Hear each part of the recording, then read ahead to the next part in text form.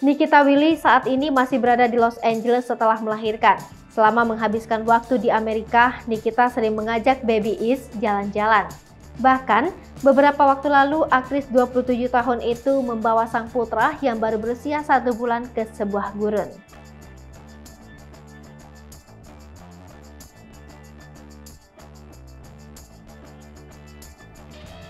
Terkini, Nikita dan keluarganya menghabiskan waktu di sebuah restoran outdoor yakni Palisades Village. Mereka juga duduk beralaskan kain di atas rumput taman. Meski stylenya jauh dari kata mewah, tapi Nikita dan keluarganya terlihat sangat elegan. Yang tak kalah mencuri perhatian adalah sikap sang suami Indra Priawan.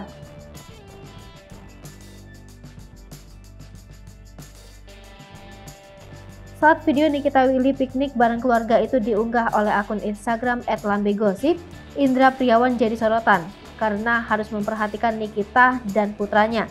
Ia bahkan tak pernah terlihat bermain handphone. Nikita Willy disebut beruntung mendapatkan suami seperti Indra yang sopan, perhatian, dan juga kaya raya.